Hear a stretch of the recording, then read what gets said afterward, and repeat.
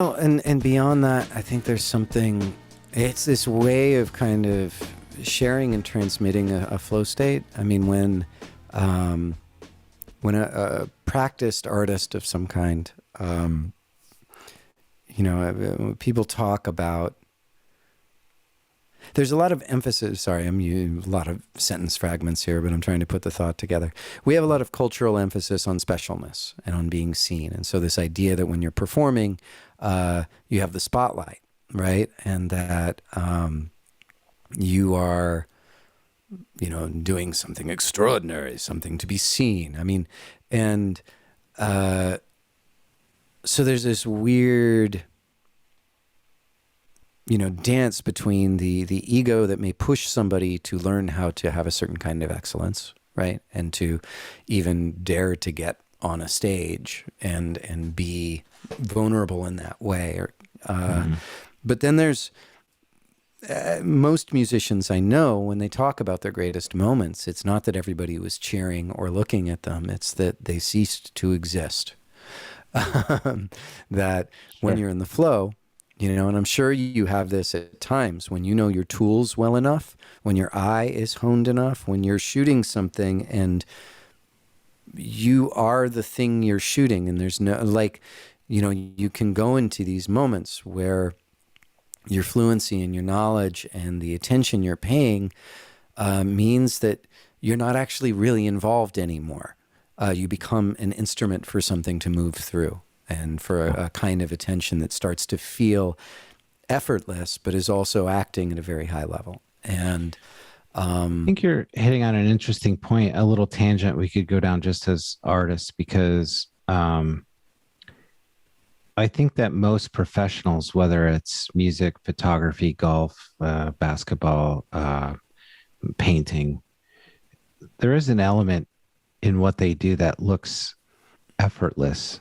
It seems effortless. And you think as an amateur, you can do that. And I think that that's what I most admire in performers, seeing them perform. It doesn't even have to be a peak performance, but there's something that's so, as you say, when they're in a state of flow, that it becomes this transcendent, not as physical, mechanically getting through something.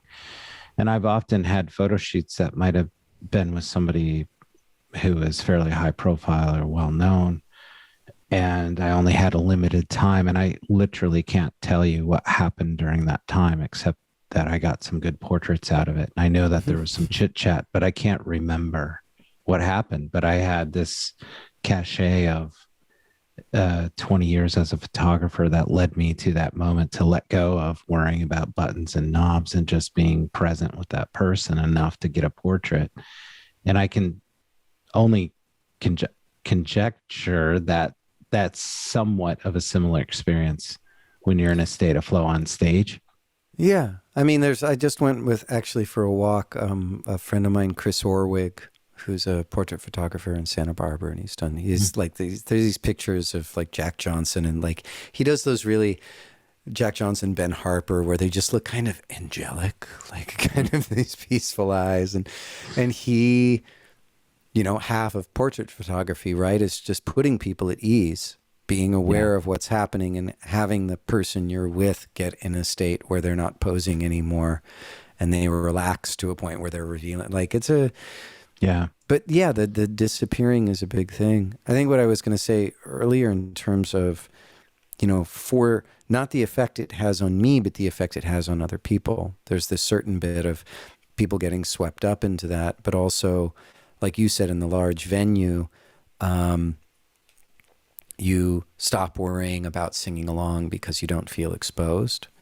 And there's something about being in a small group where I think you push up against your fear of that and meet it, and get to sing and risk singing badly. A lot of the people in my, who come, it's a drop-in choir. They don't have what you would call technically great voices.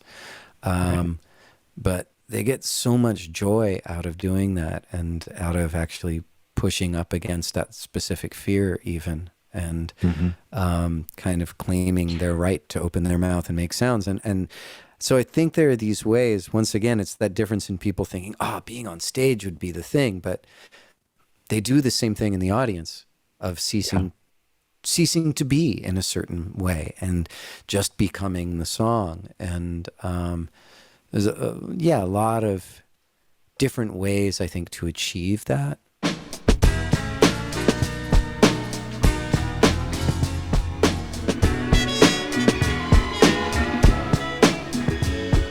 The Full Exposure Podcast is brought to you by Metro Health, University of Michigan Health, and Dr. Peter Hahn, in appreciation of the creative and artistic visionaries who enrich our lives through cultural connections.